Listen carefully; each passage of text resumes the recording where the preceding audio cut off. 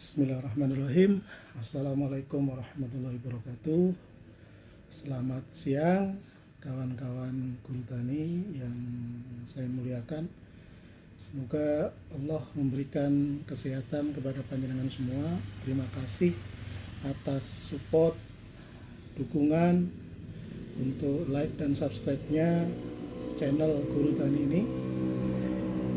Kawan-kawan semua, saudaraku Guru Tani channel, pada kesempatan siang ini saya ingin berbagi bersama kawan-kawan Guru Tani untuk menyaksikan, mendengarkan dalam diskusi bersama antara partner kami dari PT SENTEK Australia dan akan berdiskusi dengan kawan-kawan dari perkebunan nanas yang ada di Lampung.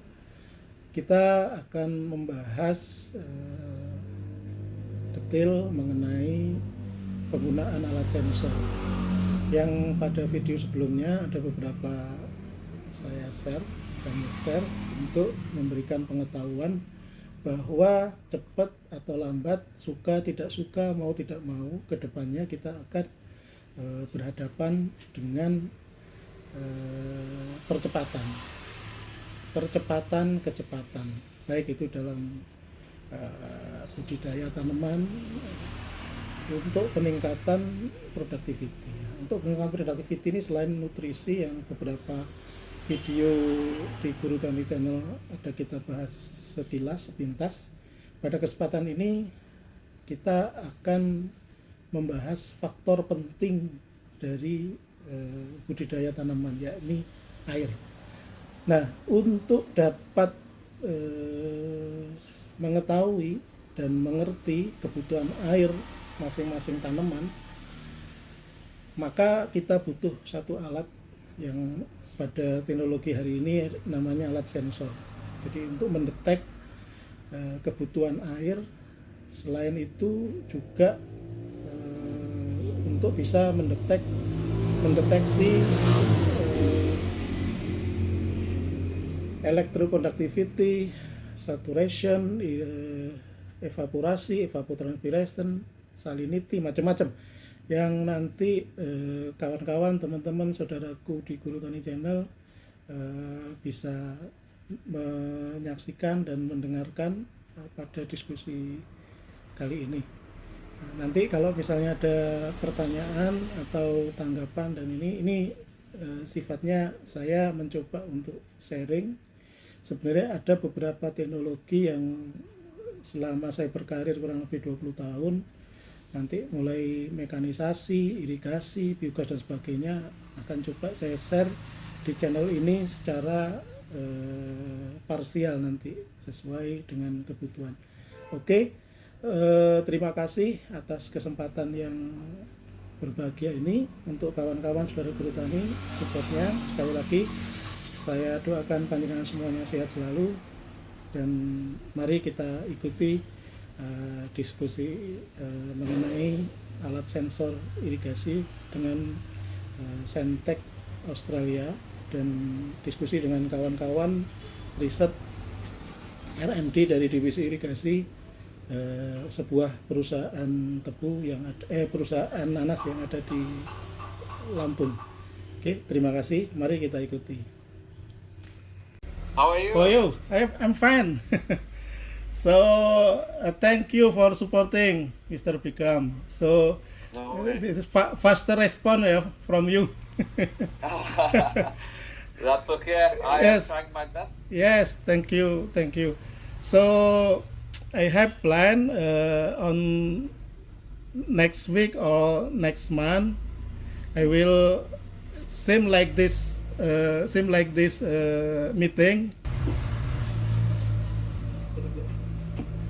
Hello? Can you hear us?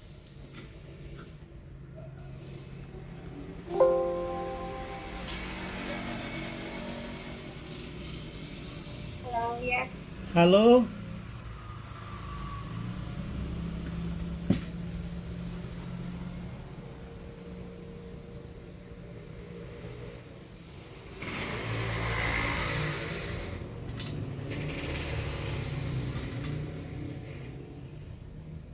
Pak Agung, Pak Dwi Oki ya. Oh, iya Mas Didi. Iya. Gimana? Salam kenal ya. Salam kenal. Iya, alhamdulillah Pak Didi. Ada di mana nih Pak Didi? Saya ada di kantor. Jadi di lantai 2 itu saya pakai kantor, Mas Oki. Ini Pak Agung apa Pak Oki? Saya Oki. Oh, Pak Saya Oki. Oki, Mas Didi. Iya. Di mana nih posisi? Bandar Lampung. Di daerah mana? Bandar Lampung, Di daerah mana? Sukarame. Oh, Bandar Lampung. Iya. Sama-sama di Sumatera.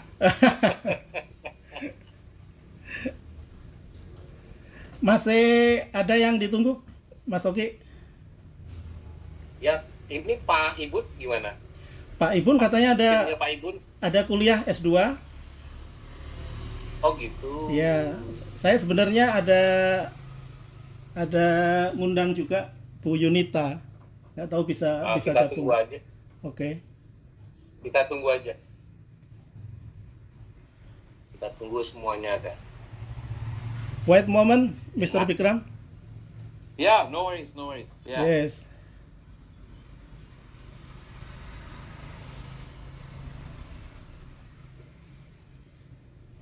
Sick people from GGF. Mm-hmm. Are we waiting on anyone else? Yeah. Okay.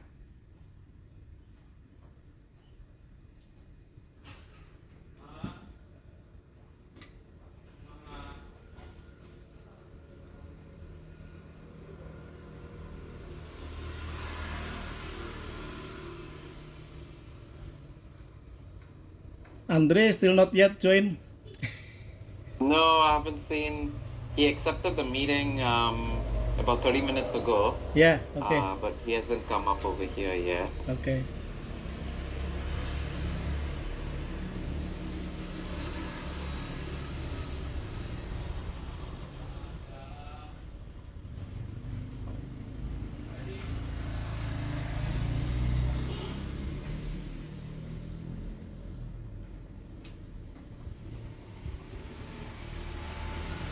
Wow, Pak Uki Yeah. with full team. Welcome to Pak Taufik.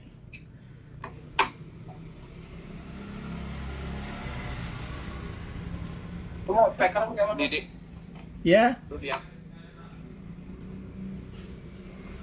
Oh itu.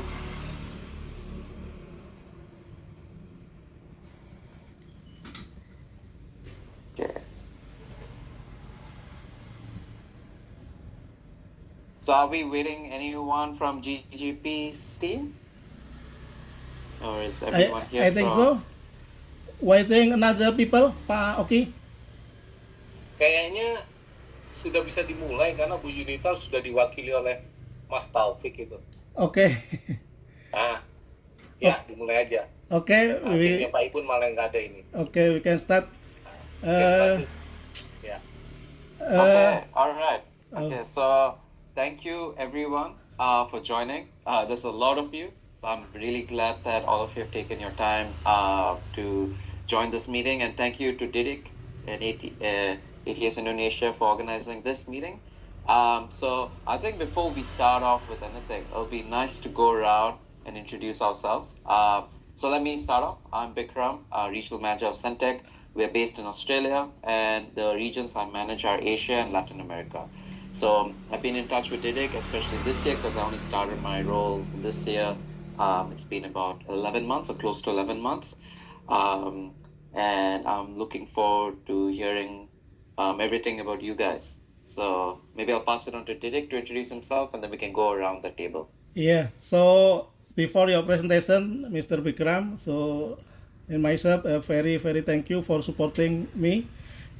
Actually, according to my last discussion with Pak Ibun Parnadi in GGF R&D side, actually we just only talking about nutrition because I am nutrition consultant, Pak Oki. So I'm salesman, but Pak Ibun asked me about water table management, everything. So if you ask me about detail tool sensor, water table management, I think we can discussion this together with Mr. Bikram. Oke. Oke. Pak Oki, halo. Pak Oki. Gimana ya? Halo, gimana? Pak Bikram mau presentasi dulu apa Bapak mau overview about existing your water table your water table in GGF Pak Oki. Nah, silahkan Mr. Bikram yang presentasi, nanti kita dengarkan bersama, kalaupun ada diskusi nanti kita lanjutkan dengan diskusi. Demikian Mas Didi. Okay, Bikram, please continue your presentation. Okay. All right. So what I'll do is I will have a very small presentation I will show, and it'll just show you what the probes are, who we are. I won't spend too much time on it. And then we will flip it over to you, where we want to hear from your end as to what you guys are currently doing, what are you trying to look for, and maybe then we can discuss about how SENTEK can help GGP with their work. So let me share my screen.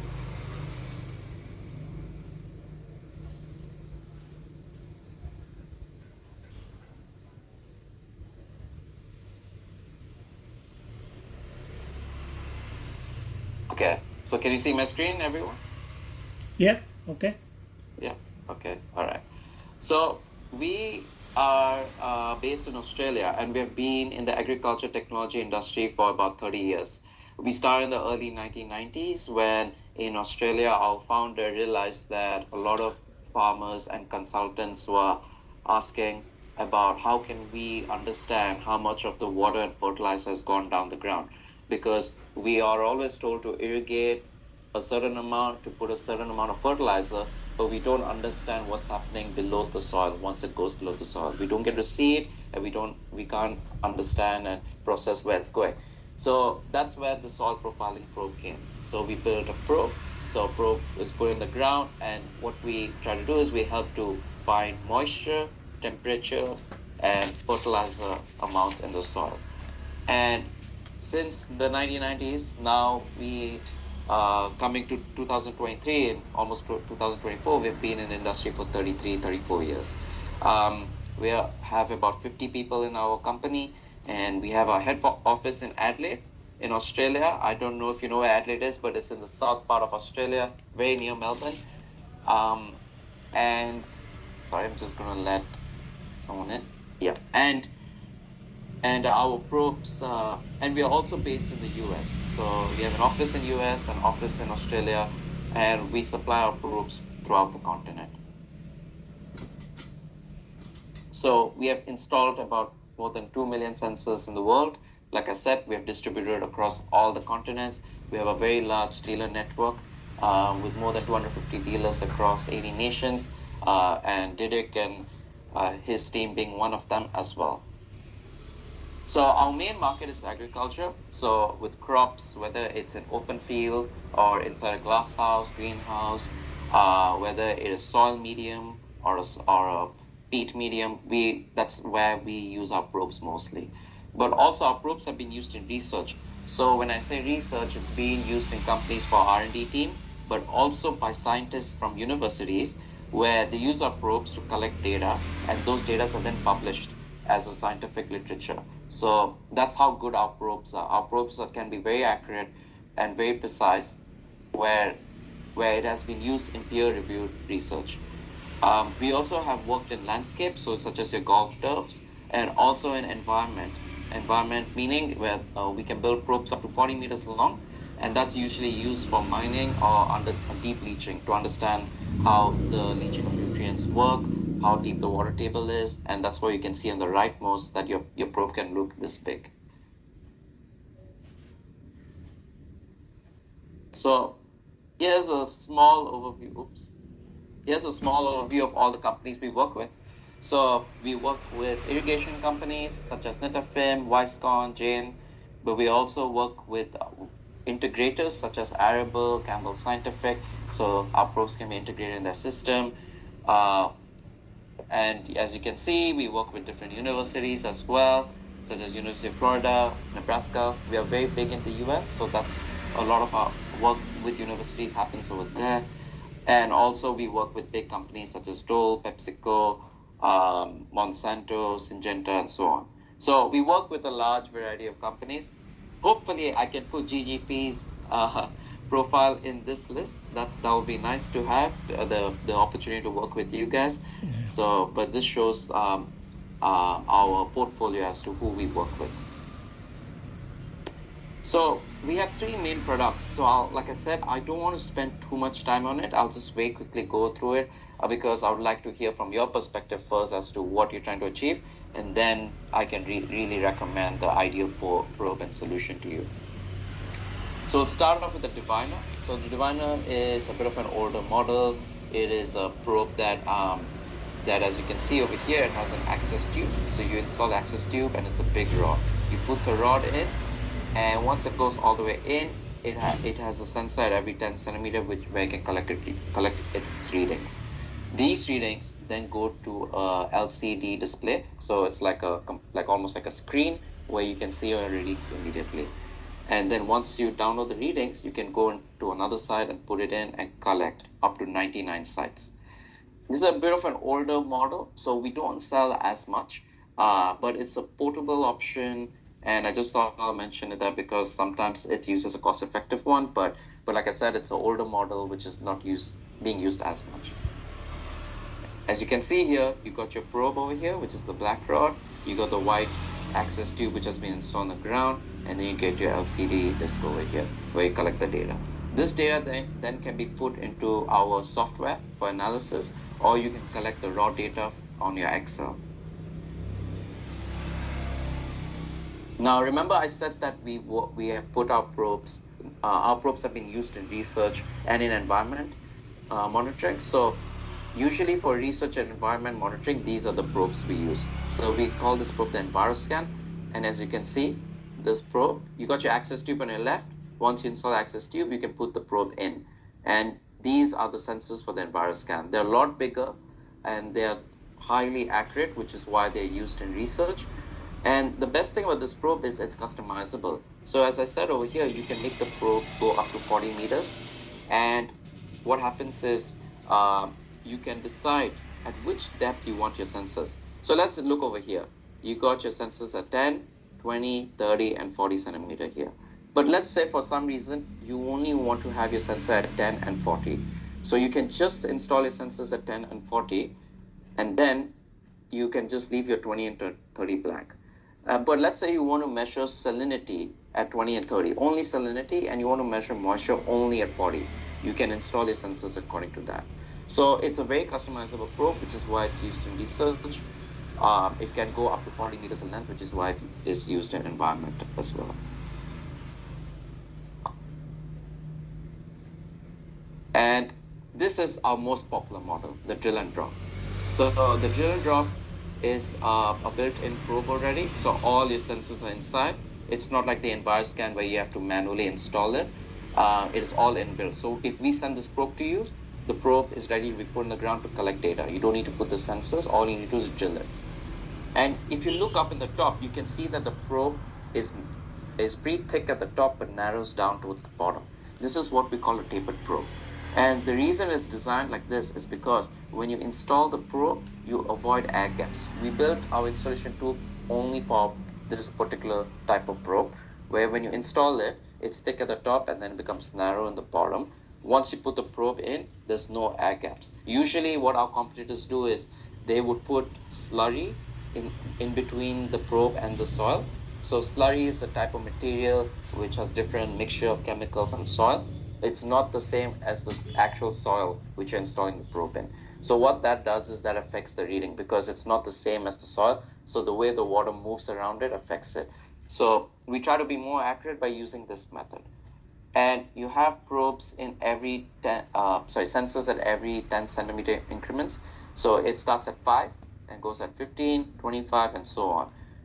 And we can measure soil moisture, temperature, and salinity.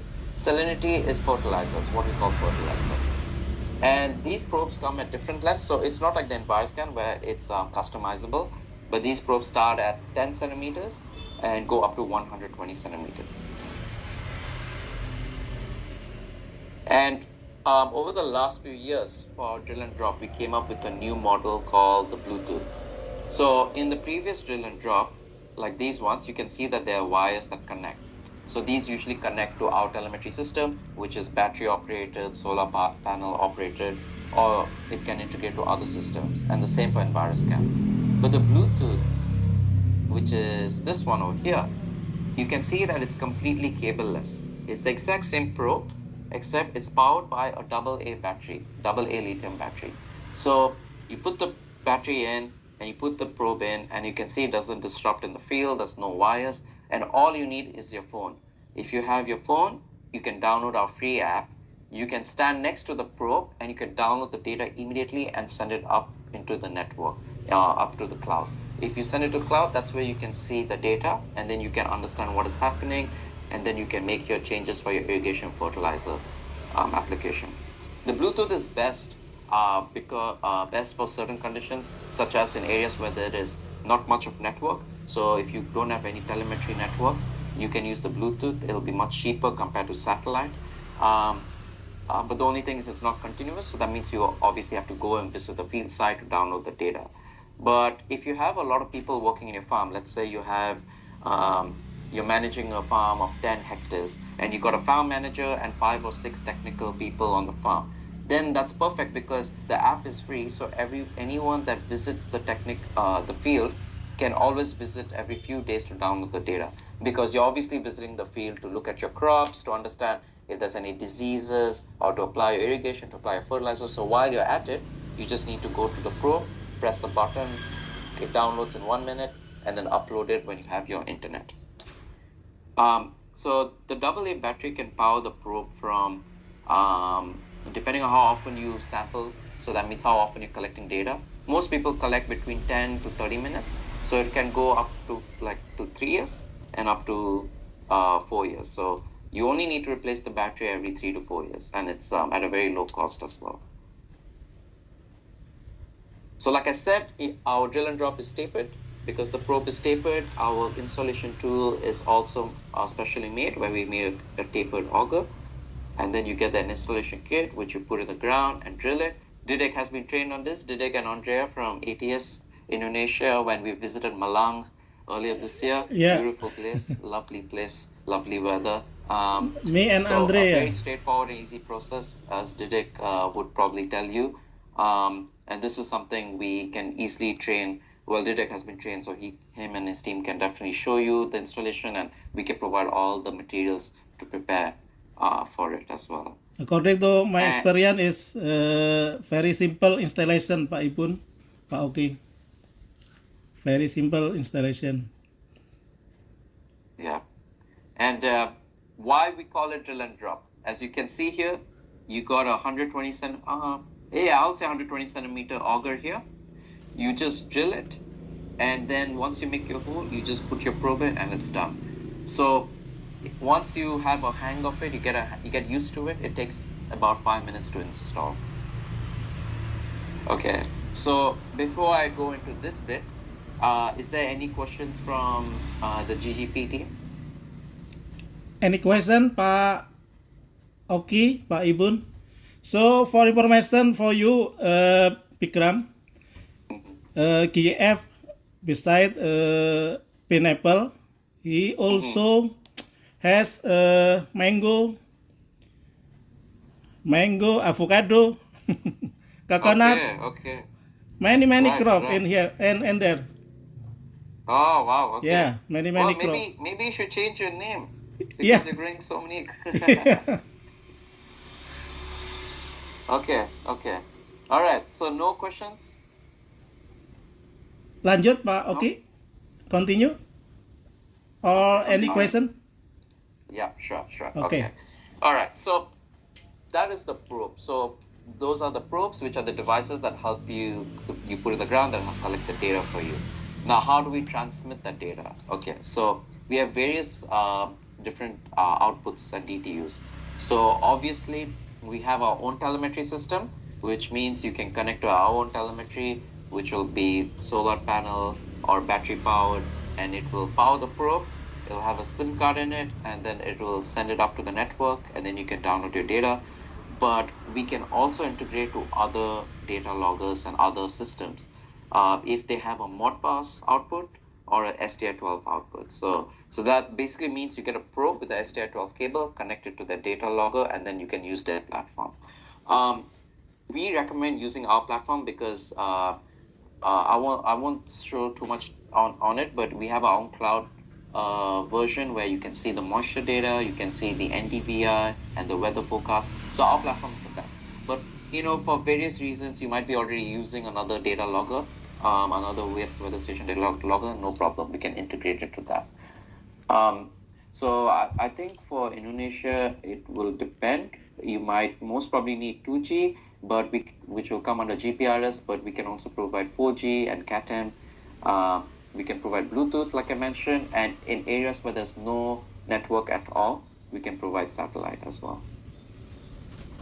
So I'll quickly run through some of the probe plus the DTU, what they look like. So the Compact Plus is basically a DTU that's powered by a battery. As you can see, you'll just put this in the ground, and the cable is 5 meters long, so you can put your probe 5 meters away from the cable, from the DTU, and you have your battery inside here. So this is what is inside the DTU. You have your battery here, you have your modem here where your SIM card will be. You got your internal antenna, but you get an external antenna you can connect up in the top as well if needed. And then you got the connector here, which then connects to the probe. Now, that is only for the drill and drop probe, so that's why it's called Compact Plus. But if you want a compact for the EnviroScan is the research probe, you can get it as well. So this time the access tube is actually on top of the probe, so it's right on top of the probe. There's no cables in this one, and it is battery powered as well with an antenna up in the top as well. So it's the exact same thing. And like I said, it goes up to the cloud, and then it comes into our platform where you can have a look at it. We recently launched our new DTU. It's called the IoT DTU. It's a better version of the previous DTU we had, and a cheaper alternative as well. It is definitely our cheapest DTU that we have in our stock.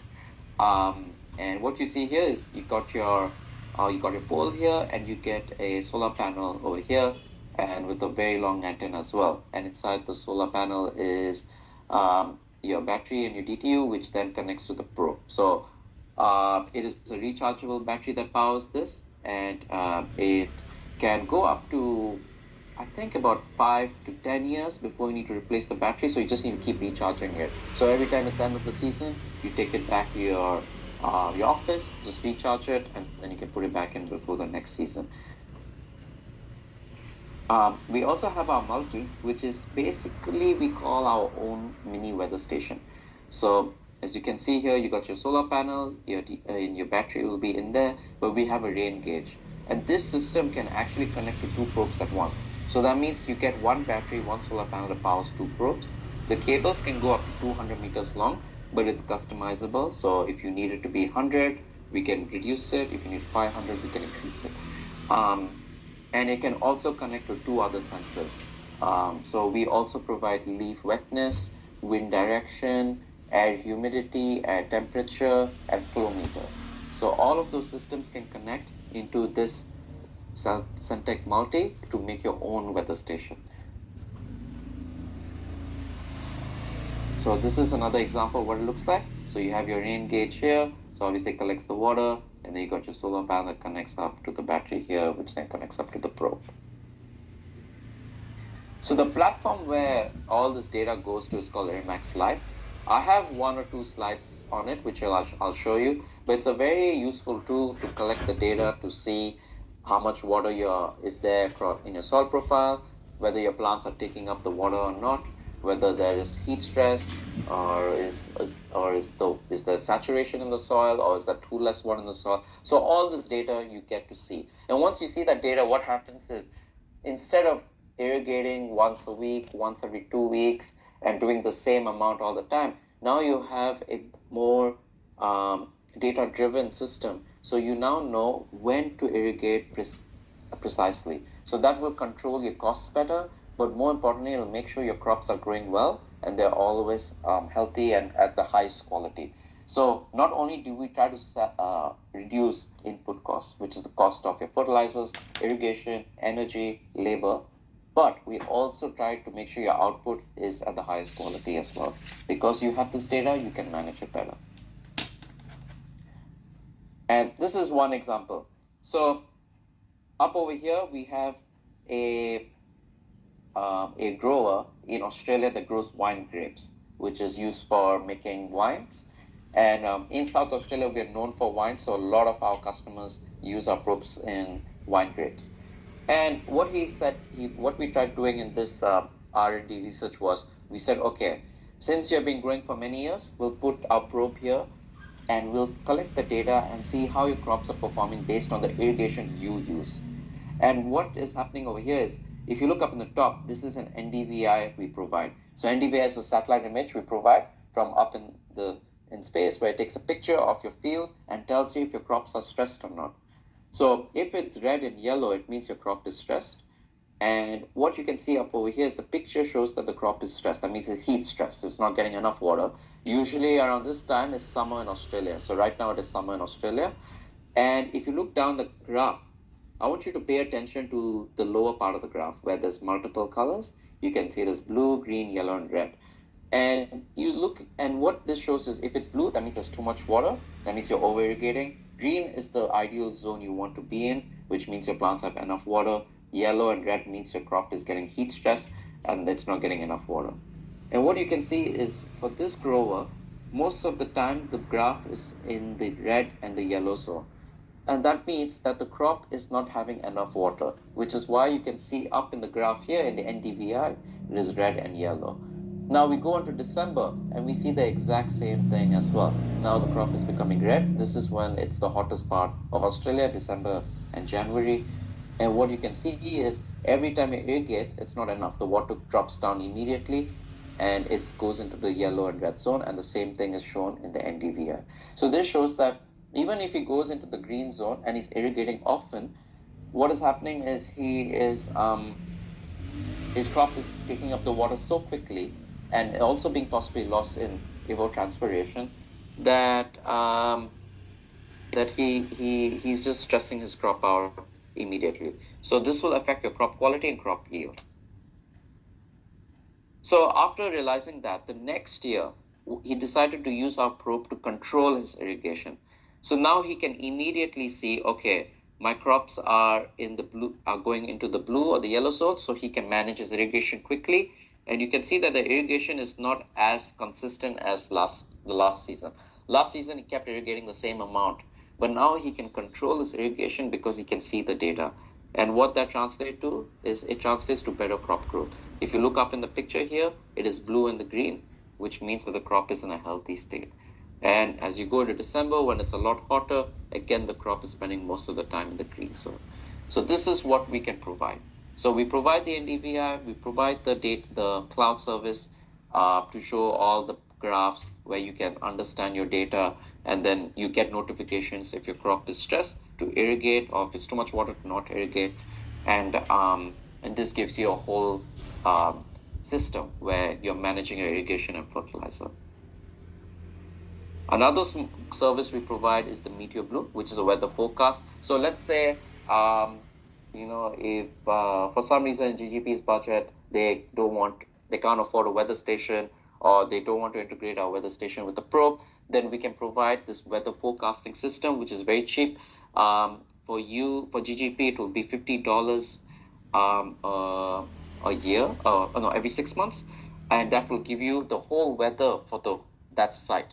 Because what it does is this company, which we partnered with, they collect data from 25 different sites, and they use their own formula to give a prediction for the next 7 days. But then for the last 30 days, it updates its data regularly from the closest weather station.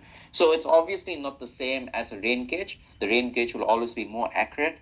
But considering if you have a budget restraint and you need to know how much rainfall has occurred in your area, what's the evapotranspiration, what's the temperature, and so on, we can provide that. And the best thing is you can collect this graph data and put it in your graph, and it coincides very well. So anytime there's a rain, let's say, let's say there's a 20 millimeters of rain today, and you were supposed to irrigate today, but now you don't need to irrigate because it has rained.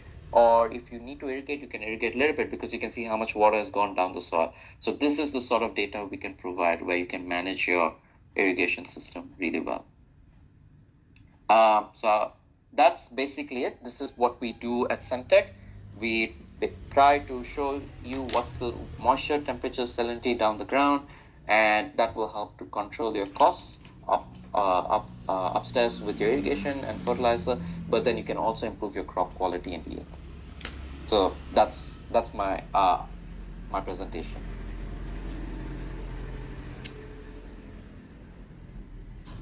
Oke, Pak Oki. Any question? Halo, Pak Didik, saya mau izin bertanya. Yes. Okay, please. Hello, Mr. Bikram. Hello. So I want to ask a question. Yes. Is there any possibility of data loss to Irimax Live that is caused by connectivity, such as slow signals? And if Yes. so, where the data is stored by the SENTEK?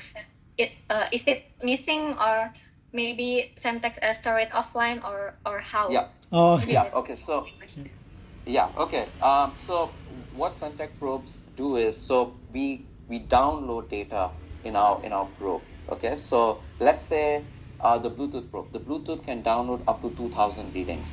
So if you were, let's say, collecting data every 30 minutes, you can go up to, I think, 30 days. Yes, up to 30 days where your data doesn't get overridden. So what that means is, let's say I have a probe and every 30 minutes it's collecting data. That means I can go 30 days later and then download and upload, and then that data, all the 30 days data is still there. If I go into 35 days, then what that means is the first 5 days data is lost. So the probe downloads the data, keeps it with it, and if there's connecting issues, it will still keep with it. So it depends how often you sample. So if you sample every 10 minutes, it might be, I think, less than 2 weeks before the data gets overwritten. So it depends on how often you sample, but the probe downloads data, and if there's a connecting issue, there's no problem because the data is saved in the probe. Once the connecting issue is fixed, then it will upload along with all the other data it's collected. So we can determine how often we store the data, Yes. like maybe 30 minutes, 40 minutes, or 1 hour, like that. yeah. Yes. Yeah. So you can go from every minute to up to 24 hours. That's the options we provide. Most growers use between 10 minutes and 30 minutes. Is this very fast or no, Bu Anissa? Collect data. Terima kasih, Pak. Yeah. So could you give us about overview existing water table or sensor tool in DGF, Bu Anissa? Gambaran yang ini yang sekarang digunakan di GGF. Mungkin dari Mas Agung atau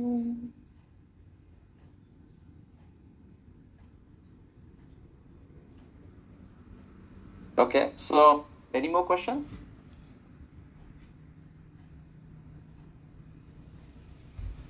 No? Okay. All right. So I think I would like to hear from your perspective as to what are you exactly looking at in terms of using our probes. As I already showed you what we can do, what we can provide. So maybe I would like to hear from GGP's perspective as to what are they trying to achieve from our probes.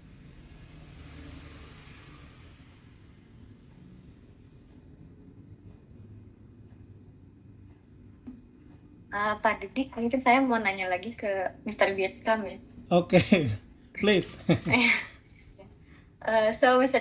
Bikram, I want to ask about the field capacity. Maybe can you give us a little bit insight about that? Because so how we determine the field capacity of Okay. from the All right. sensor that we get the data from? All right, no problem. I'll show you. I'll share another slide. So now it'll be a little bit more technical, so I'll try to break it down and make it easy. Actually, I don't have that PowerPoint open, so let me open the PowerPoint.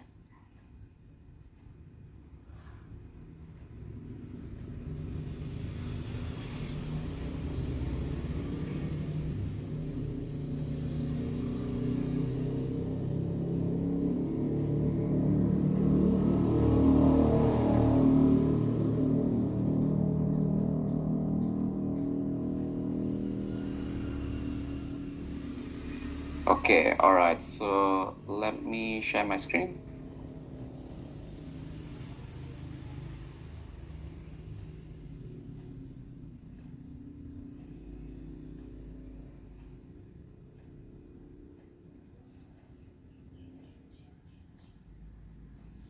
All right. Okay.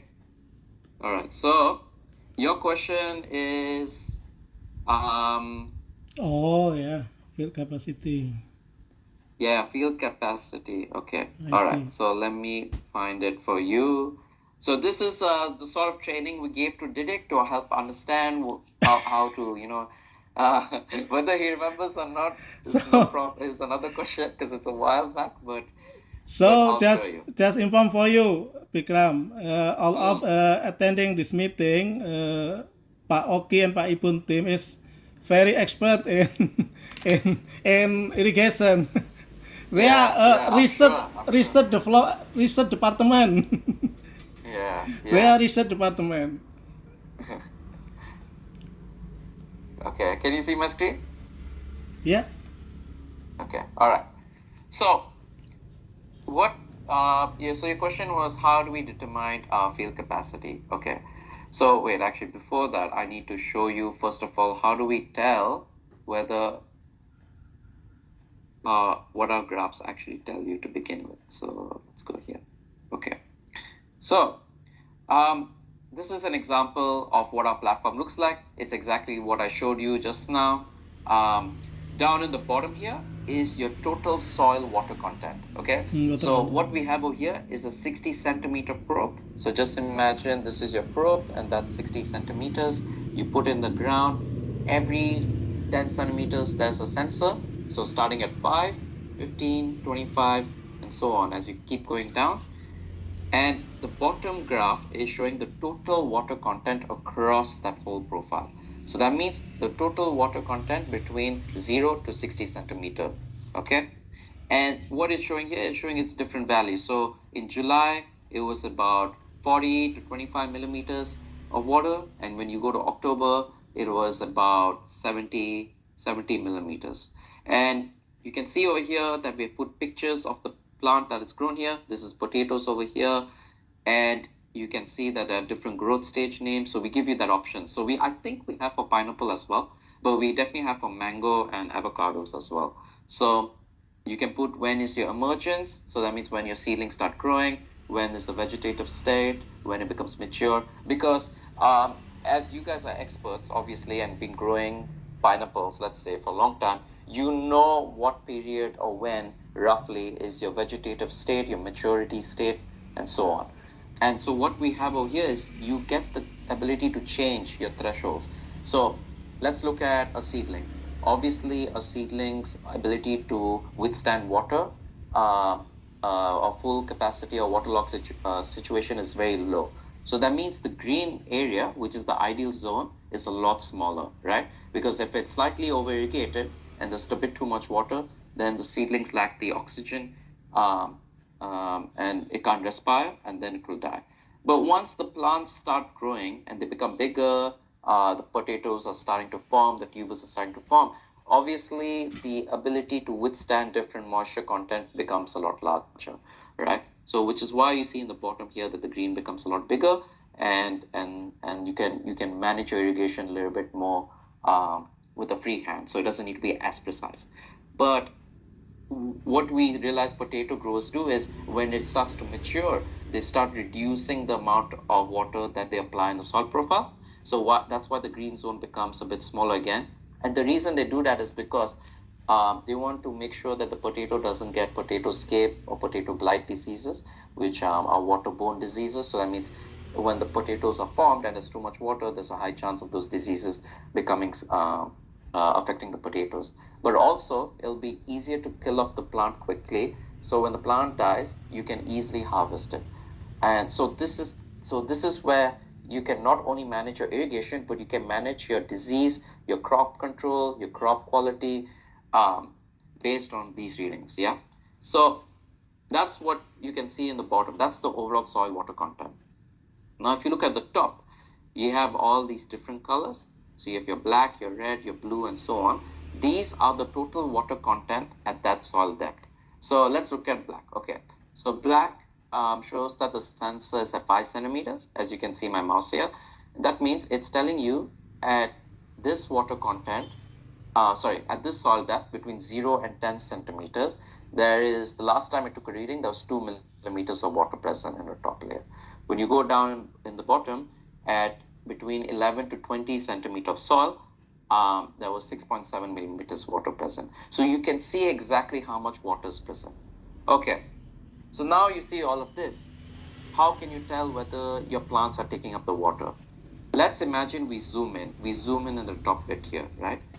And we zoom in, and then the graph becomes bigger, and this is what it looks like.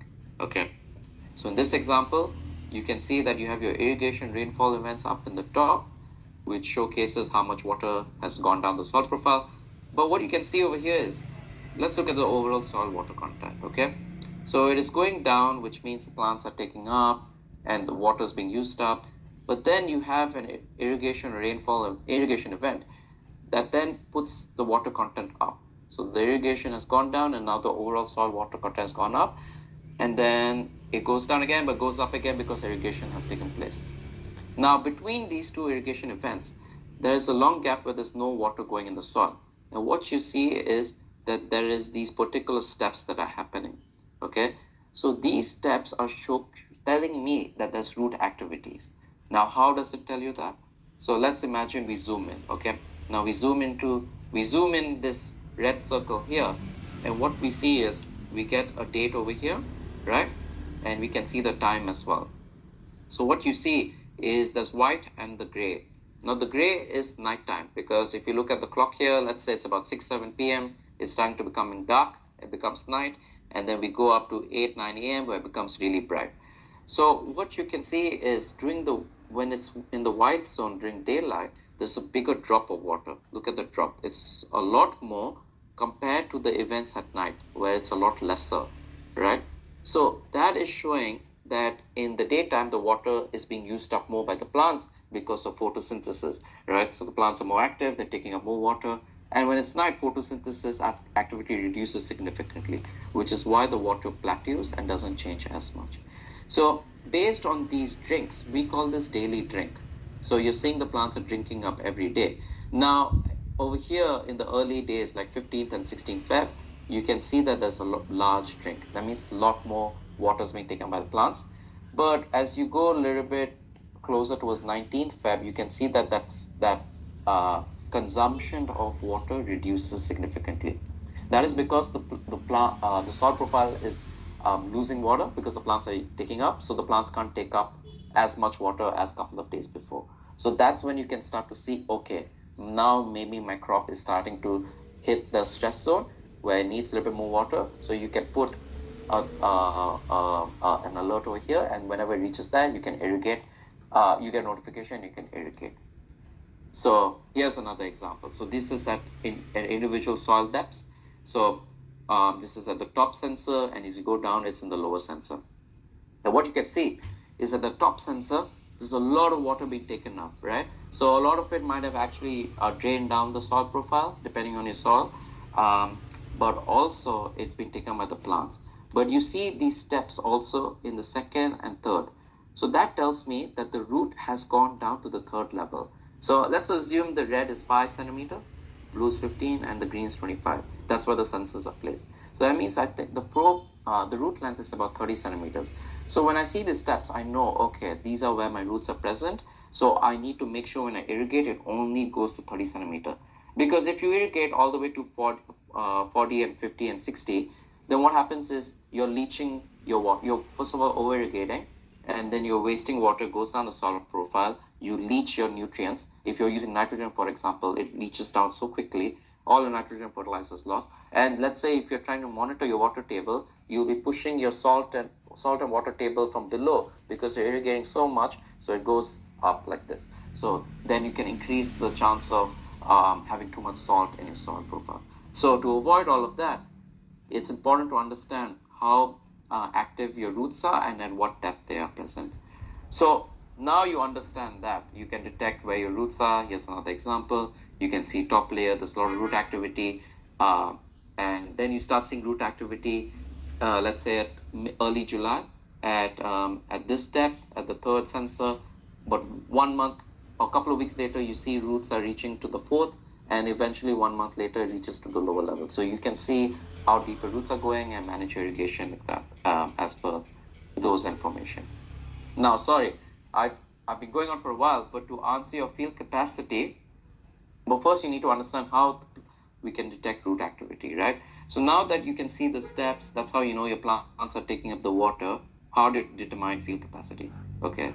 So usually before every growing season, right, when there is no plants, well, it depends what crops you have, but usually when there's no plants before you start your next season, we always tell our growers to saturate your soil. That means put as much water in your soil and see at what level it saturates. So look at this example here. Okay, so there's a large irrigation that has happened, and now you can see that the water has plateaued, right?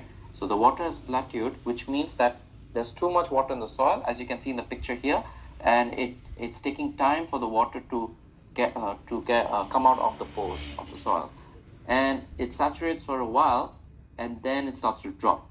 But when you see it drop, you see that there's no steps, like I showed you earlier, right? So that, because there's no step, what it's telling me is that, okay, the soil profile is now draining that water down. So you have your soil, too much water fills up, it takes time for it to drain out. Once it has lost a little bit of water, it drains very quickly. So it drains, and then now you see the step again. So the moment you start seeing your first steps after you had your saturation event, right? So saturation over here shows it's plateaued, then you see a drainage, and then you see your steps again. That to me is showing that, okay, this is where the field capacity is. So anytime the water goes above that, that means there's too much water in the soil, and the plants are now in a saturated state. The soil profile is in a saturated state. So here's another example. See, you see your steps here, irrigation has happened, and now you don't see steps. That means it's waterlogged. But over time, and by the way, look at how long it takes for soil to not get water, to get out of the waterlogged state. It starts getting waterlogged around 22nd Jan, and only when you reach up to 30th Jan, that's where now the plants can actually use the water. So that shows 1 week where your plants are completely lacking air because of the saturation, and only after that it starts taking up the water. So this is a better example as well. You can see your steps, irrigation event, waterlogged, not big steps, but now you start seeing your bigger steps, which shows the optimum soil moisture, and that's why you get your different colors here, right? You can't really see stress here. It's a bit difficult to see, but at least you can see the moisture. And look again, 6 days where it's completely saturated. Here's another example. So you look at that, you got your small steps here. So obviously, if you zoom in, you have the option to zoom into the graph. You can see the steps more clearly. But because it's a bit far and you're looking at 1 month data, it's not as obvious. But you see, it's going down, and this is where it puts a stress point. But then irrigation event or rainfall, it's irrigation event because this is rainfall up here. It plateaus, and see, no, you don't see any more steps. And now you see the steps and the same process again. But see how many days he has spent. Even though he's only slightly gone above the field capacity, only by 10 or 11 millimeters, he has spent about 37.5% of the time in this period being in a saturated state. So you want to be in the green zone as much, otherwise you're just harming your crops. Yeah, does that answer your question? I know that went on for a bit, but Anisia, I hope that answers your question.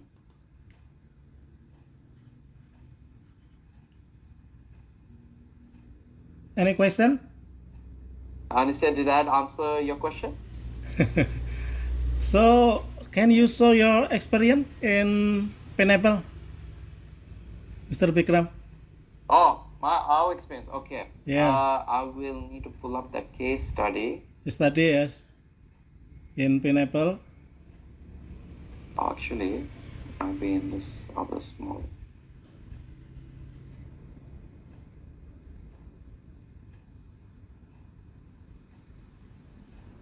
Just make sure. Yeah. Okay. So I won't show you the full study because it'll take a while. So I'll just show you a very quick one, or like a one PowerPoint summary of it. And like I said, because I want to hear from your end as well. I think I have been talking a lot. So No I would problem. love to Yes. reverse the roles. All right. Okay. So this is a small case study. Like I said, not going into huge detail, but what the main thing to note over here is this is happening in Queensland. Queensland is in the north part of Australia. Yeah. A lot of different crops are grown there. Fruits, crops, vegetables, because it's tropical climate. Little bit similar to Indonesia. So that's why we can grow a lot of things. And what has happened over here is they've used an Enviroscan probe, which is the research grade probe. And what they realized is, okay, they modified the irrigation and changed the way they irrigate because they realized that when they were doing their experiment, they put the probes in the ground, compared two different modes of irrigation from mainline using diesel pump and electric pump. And what they realized is the electric pump was actually saving them a lot more water. So then when they realized, they said, okay, we're going to change it. And what they had is, in the first year, they saw about $1,000 of saving. And you can imagine, if that's for one small plot of pineapple, you can imagine for a big production how much that can add up. So this is one example where we had a case study where we show that, okay, using our probes can help you understand which is a better mode of irrigation.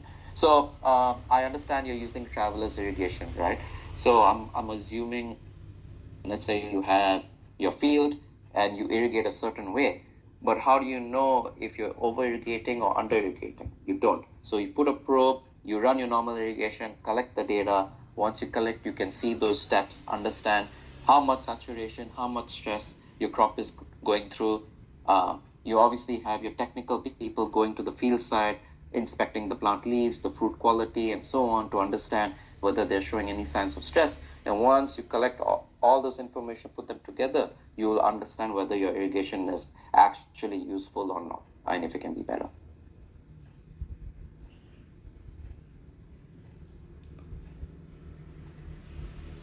Okay, all right. This is a minimum saving for how hectare? How many hectare? This pineapple. It didn't mention in the study. It didn't mention the study, but they said they did the experiment at one small plot of land, for the farmer's land, and then they made about $1,000 saving because they changed the system, so the irrigation was more effective and more precise when they switched it.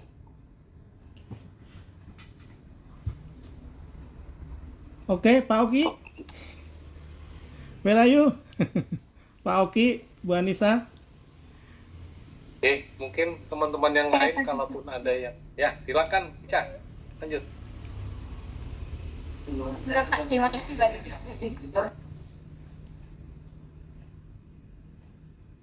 Ada lagi rekan-rekan yang lain, ada yang ditanyakan kepada Mr. Bikram dari apa yang tersampaikan tadi? Silakan. This is many Mas. participant ya, Bikram. 12 participant. Yes. Participant. Yes. Okay. So another meeting only 3-4 people ya. So who's the main point of contact in this in your group at the moment? Ya. Silahkan, Pak. Selain Bu Anissa tadi.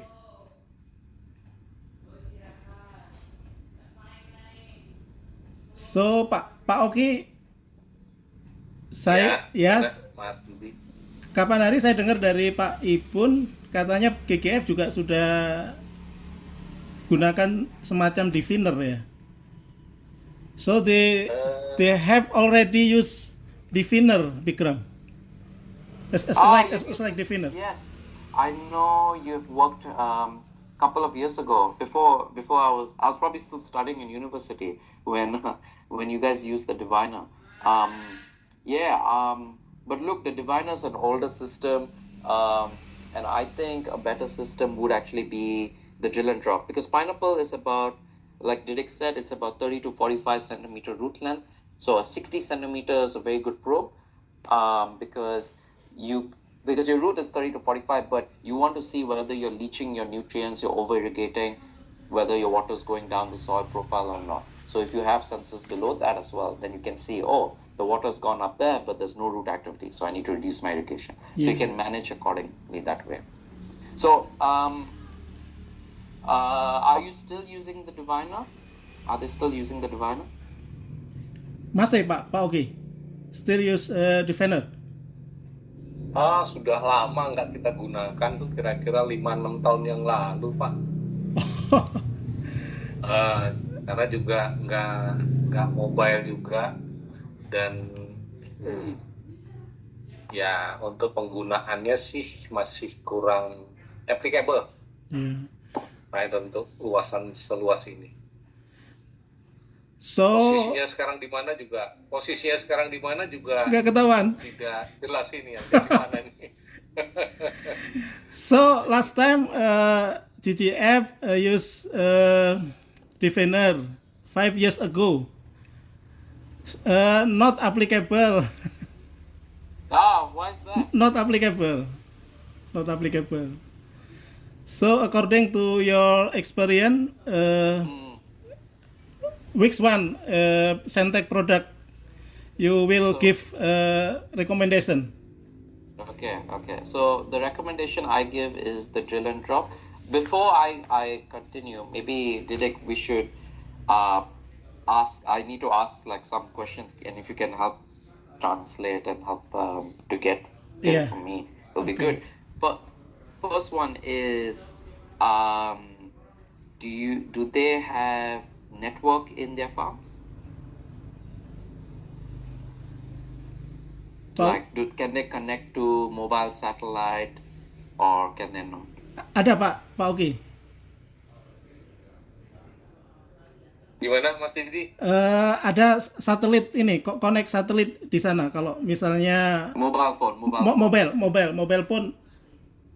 mobile phone. Nggak ada, Pak. Nggak ada. Not yet, still not yet, Bikram. Okay. So that means they're growing their crops in areas with no reception, correct? Okay.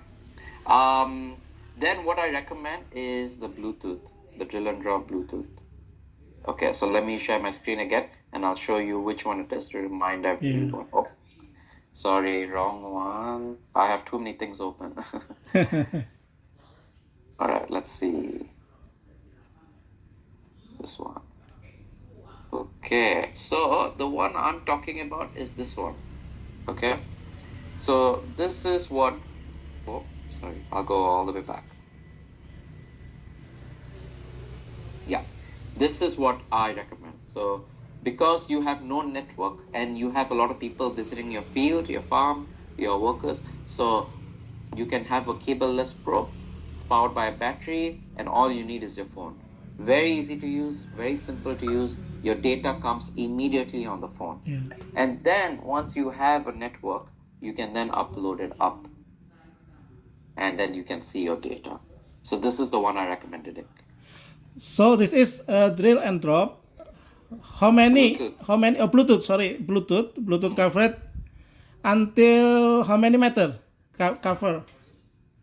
Okay, so that is okay. So site, that depends on your site. Okay, so we need to first collect information on how big your farm is, how big is one plot of land of, let's say, pineapple, and how you divide your irrigation zone. Once we have all that information, then we can decide how many probes are going to be in the ground.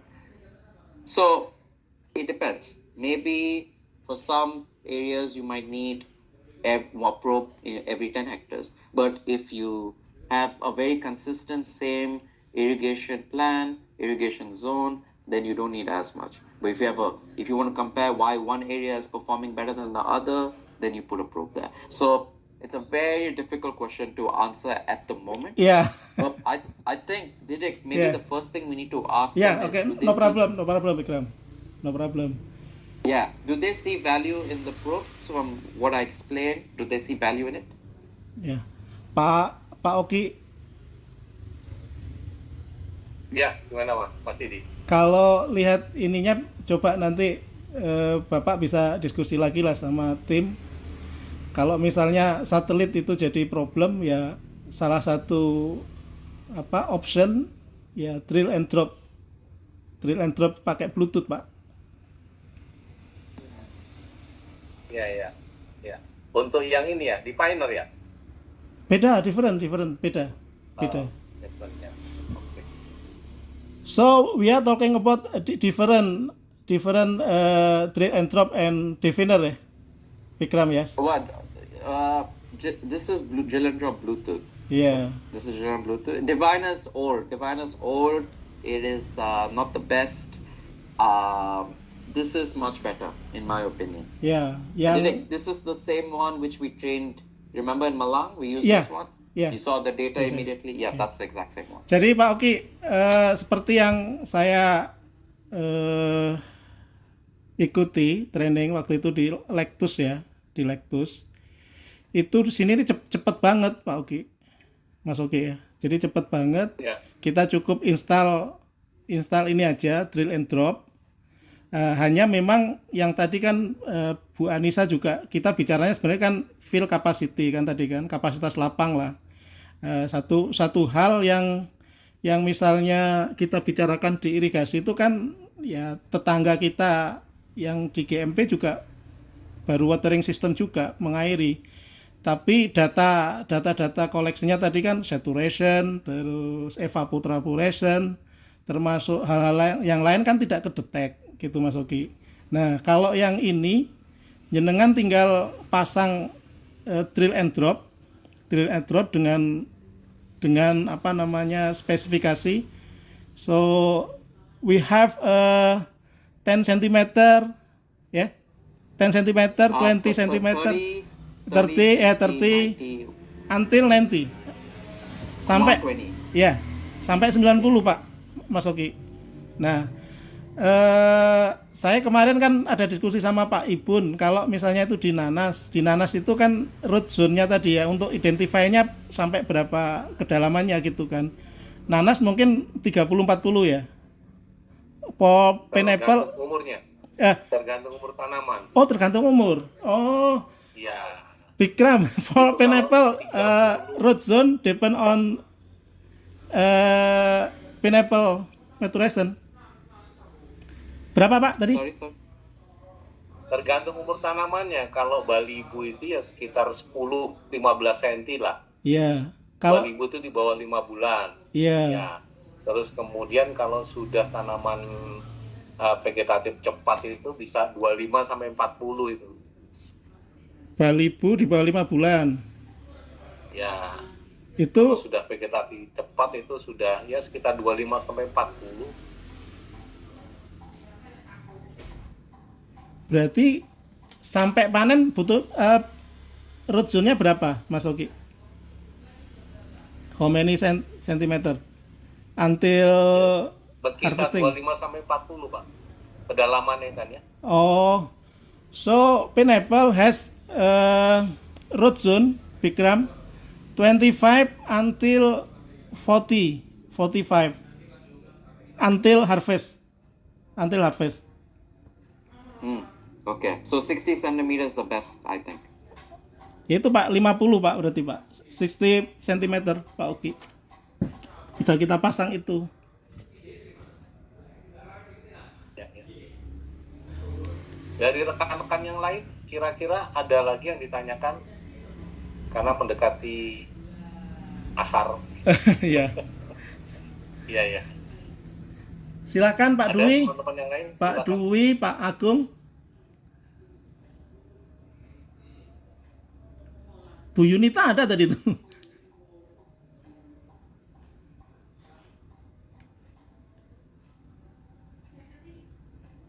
Yeah. So, anything I should note from this, Didik? Your conversation just now. Yes, no problem. So Pak Oki, mungkin nanti bisa kita diskusi lebih lanjut. Ya, diskusi lebih lanjut. Kalau yang presentasi ini udah cukup, atau Bu Anissa mau ada lagi yang mau ditanyain? Any question before we will close this meeting? Anissa, do you have a question? Anissa? I think it's enough. Thank you, Mr. Bikram. No worries. Didik, just wondering, moving forward, what is the plan? How do we want to go about this? Yeah. So after this meeting, I will discussing directly with Pak Oki and Bu Anissa in the site. Gitu ya Pak Oki ya. Kita ini lagi terus apa yang mungkin Bapak butuhkan nanti bisa kita sampaikan. Kalau ya paling kita we need many kind data ya, Bikram ya. In Pineapple ya. Need what data do you need? Data from them. So after this meeting, you directly recommendation only drill and drop or iremake also everything. Yeah. Nanti Okay. kalaupun ada yang kita perlukan nanti kita hubungi kembali Pak Didi, gitu ya. Oke. Kalau ada hal-hal yang perlu, gitu aja. Oke, Pak Oki, Bu Anissa, thank you for join in this meeting. Terima kasih. Nanti kita akan diskusi lebih lanjut. Terus beberapa yang mungkin Bapak mau tanyakan ataupun untuk upgrading mengenai alat sensor ini nanti bisa kita sampaikan kembali ke Mr. Bikram. Okay, Mr. Bikram, I will discussing again with them in the site. I will collect many data with him, with them with him. So I will going inform you. Okay. Yeah, no problem. Okay. I think so thank you everyone for your time. I hope you found some value and you could understand what I was trying to explain, and I think there's a lot of potential for us to work together, especially with how big your production is, and I know Indonesia is trying to spend more time and effort in agtech, and look, we already do a lot of work in developed countries like Australia, US, Europe. So I think the next target is for Asian countries to use this technology to help their production as well. Okay, so welcome to Lampung one day.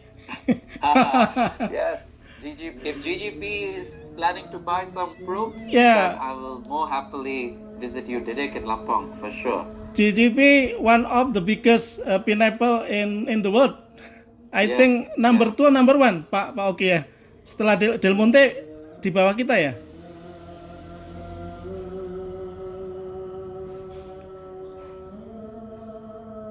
He's gone. Okay, yeah. Okay, Bikram. See you again. Okay. Thank you for Thank you. supporting. I hope next week or next month we will meeting together with sugarcane company. Yeah. Oke, see you. Makasih Pak Let's see. semuanya. Alright, thank you. Ya, Terima kasih Mas Didi, Yes. terima kasih Mr. Bikram. sama-sama. Thank you, Terima thank kasih. you. See you. Ya, See you langsung. again. Mohon izin deh. Ya, see you again Pak. Makasih.